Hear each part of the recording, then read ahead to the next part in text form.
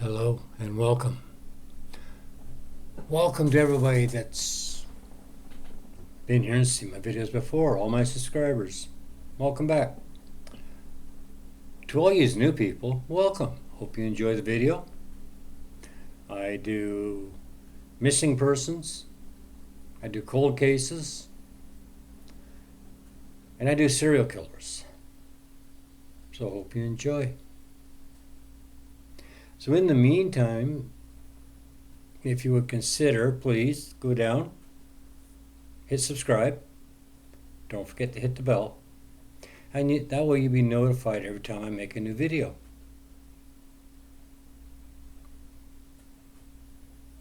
Let's go.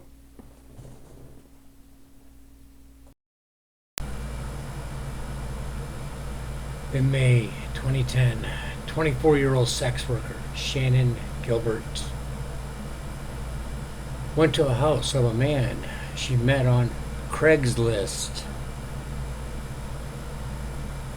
In the early hours of the morning, she was seen running from the man's apartment in Oak Beach, screaming.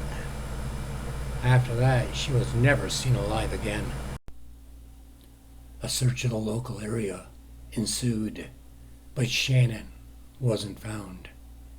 However, in December 2010, a police officer discovered the decomposed remains of a woman in a burlap sack located along the stretch of highway beside Gilgo Beach, Long Island,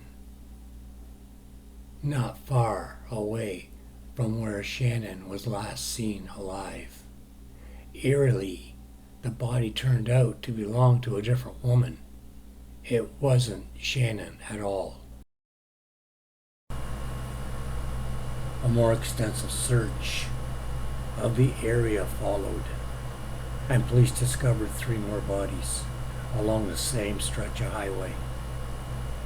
All women, all of whom had been discarded in burlap sacks and left fully clothed, missing only their shoes.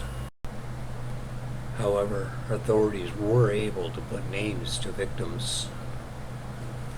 Megan Waterman, 22, missing since June 2010. Maureen Bernard Barnes, 25, missing since July 2007. Melissa Barthelemy, 24, missing since July 2009.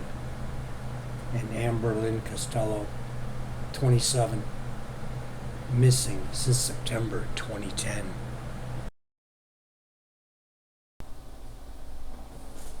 Yeah, not only were the bodies discovered in the Gilgo Beach area, but the murders made up of women in their 20s.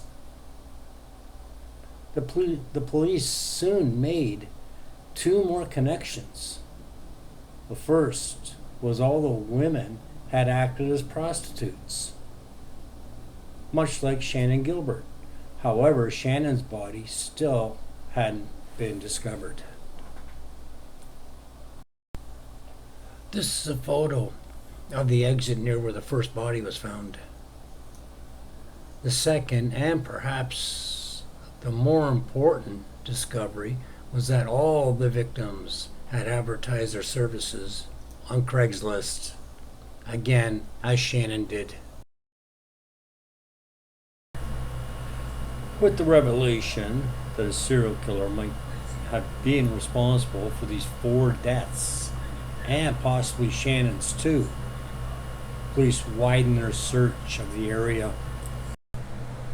4 torsos and 2 sets of partial remains, including a human skull.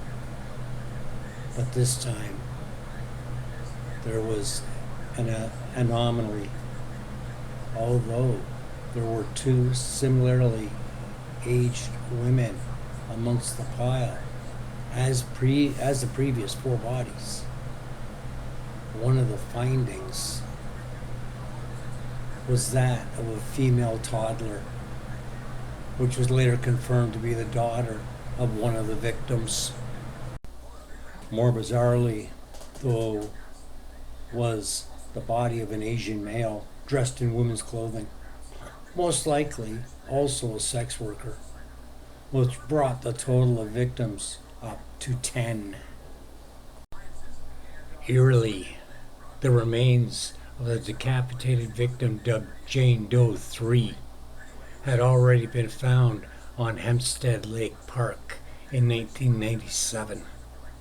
Similarly, the severed legs of Jane Doe 7 had already been found on Fire Island in 1996. In December 2011, authorities revealed that they found the remains of the missing woman who prompted the original search. That's right, Shannon's body was discovered in the marshland near Oak Beach, New York, around a mile from where she was last seen alive. There has been much speculation about Shannon's relation with the other victims. However, the official story is that Shannon got lost on her way home from her client's house and drowned. However, this story is contradicted by several events. Before disappearing, Shannon was allegedly seen knocking on doors in the area and screaming for help. She also made 911 calls at the same night, but the recording and transcript of the call has never been released to the public. Most damningly of all, however, is that an autopsy showed that Shannon's cause of death was most likely strangulation. Melissa Barthelemy, one of the original 4 victims found, first disappeared in July 2009. Initially, Melissa's mother told investigators that Melissa wasn't missing and that she simply moved on with her life. However, after she disappeared, Melissa's younger sister, Amanda, received a series of strange calls from Melissa's phone.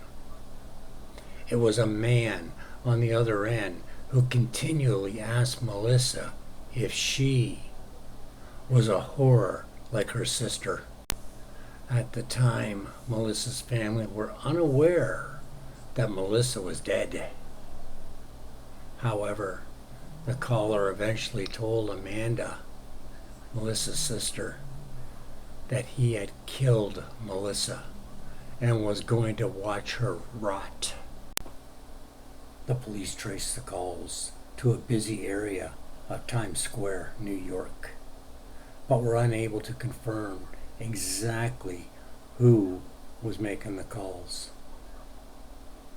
It later became clear that the person who called Amanda was likely the Craigslist Long Island killer.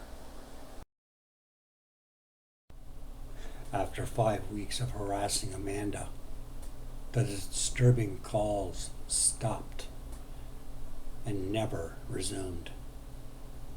It is theorized that the people behind the calls were aware that his calls were being monitored, and so took extra caution as not to give away too much information. Another belief is that the killer is aware of law enforcement techniques and may himself be a police officer. For example, he knew exactly how long he could stay connected to the call to avoid giving away his exact location. Additionally, once the police were closer to tracking his exact whereabouts, the calls stopped. and Melissa's phone was likely destroyed. The fact that dismembered parts from certain victims have been scattered across various parts of New York suggests that the Long Island serial killer knows exactly what he's doing. Given the levels of organization that he's shown, it's possible that the bodies found along Jogo Beach are not his first foray into murder. Over in New Jersey, police had discovered another batch of corpses that bore eerie similarities to the Gilgo Beach victims. 4 bodies, all women between the ages of 20 and 42, all of whom worked as prostitutes. Each woman had been found in a similar state of decomposition to the Gilgo Beach victims, and all were abandoned on a roadside not far from a body of water. The victims who were able to be autopsied due to levels of decomposition also showed signs of strangulation. As an interesting addition, Shannon Gilbert had originally moved to Oak Beach, Long Island area from New Jersey.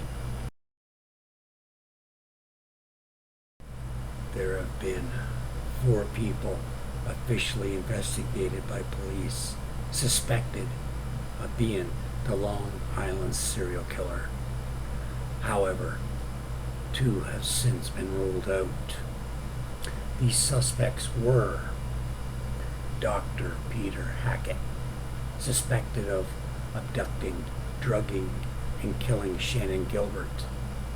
The location where Shannon was found backed onto Hackett's back garden. However, he was cleared of any involvement when police ruled Shannon's death as an accident. 2. Joseph Brewer, the man who enlisted Shannon's escort service the night she died. However, as with Peter Hackett, Brewer was soon cleared. James Burke, number 3, the chief of police for Suffolk County. Burke was known by the escort service as an escort user who was found guilty of gross bodily harm after attacking a man who stole sex toys from Burke's car. Interestingly, Burke was also discovered trying to block an FBI probe relating to the Long Island serial killer case. Number 4, John Vitroff, arrested in 2014 for the murder of 2 prostitutes, which he killed in 1993 and 1994. Vitroff lived in an area called Manorville, 3 miles from the area where 3 of the Gilgo Beach torsos were found. Perhaps the most damning piece of information regarding Vitroff is that one of his victims, allegedly best friends with Melissa Barthelemy. Before she died, Melissa's mother claimed that her daughter often made calls to a mysterious person in Manorville.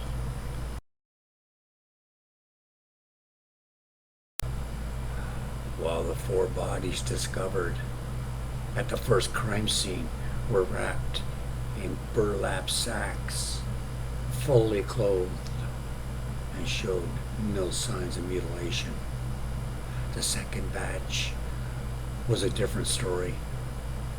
The remaining torsos had been dismembered, decapitated, and dumped without being placed in burlap sacks.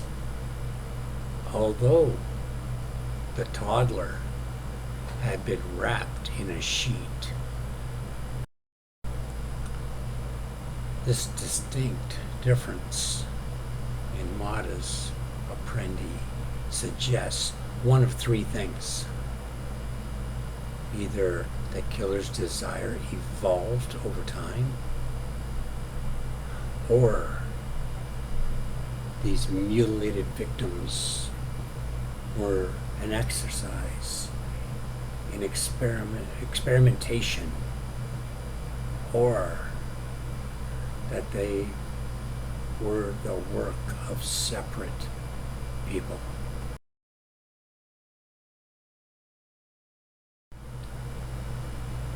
Unlike Jack the Ripper, or even the Zodiac, these murders only occurred around 20 years ago.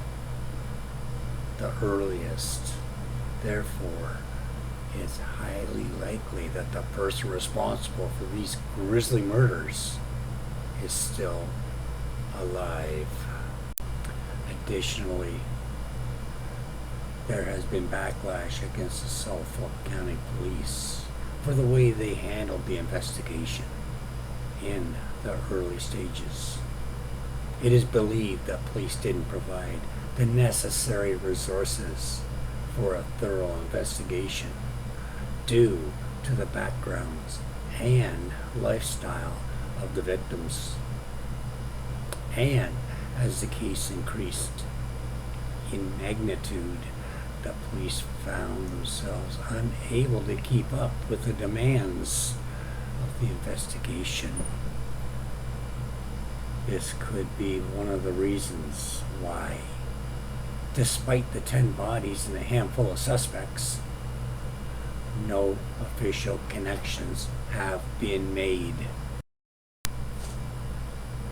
Alright guys, hope you enjoyed that video. If you enjoyed that video, consider subscribing down below.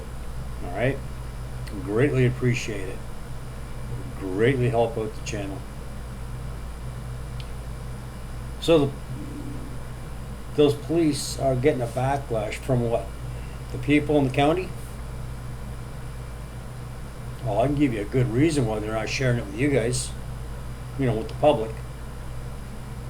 One of the suspects happens to be a police chief. Hush hush.